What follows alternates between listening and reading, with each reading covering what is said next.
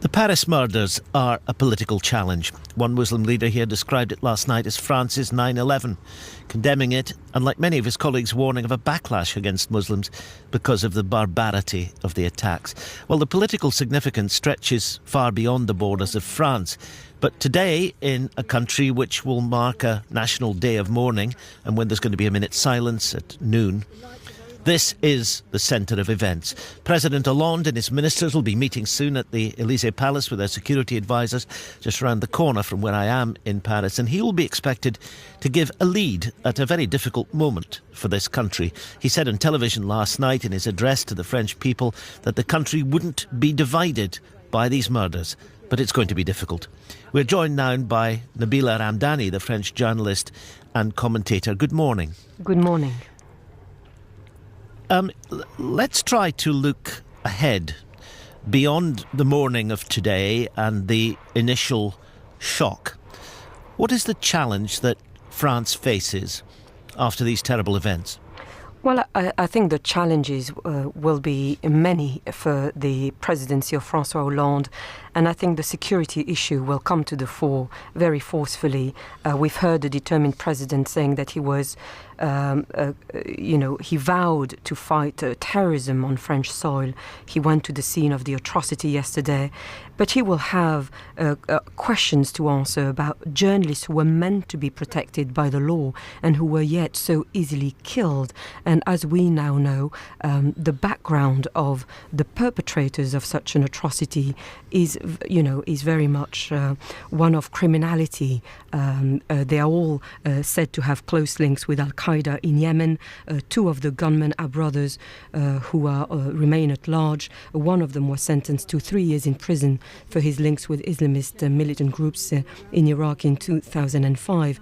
But beyond the security issue, I think it's going to be for President Hollande a very difficult position politically, as he will have to not just say in words that the country will have to come together and unite, but make sure that there is no backlash against Muslim communities on his soil.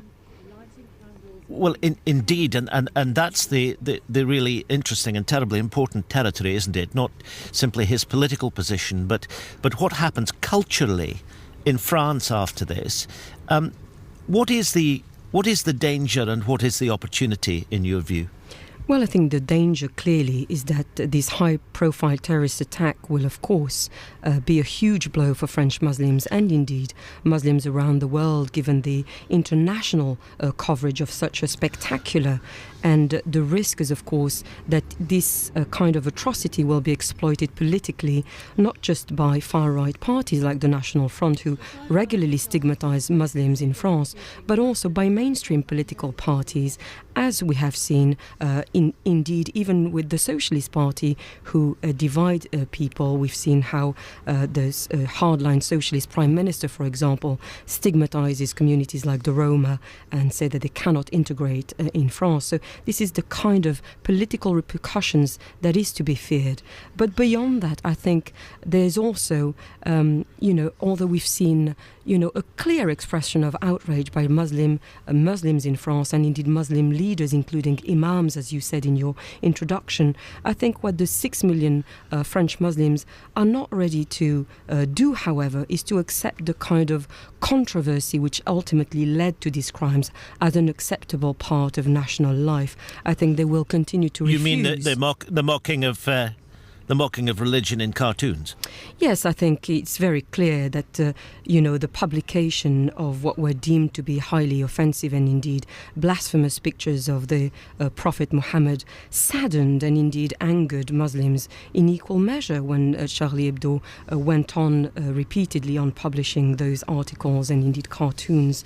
So that's not something that the Muslim community is ready to accept. And this clearly will reignite the eternal debate between freedom of speech and indeed freedom of religious expression.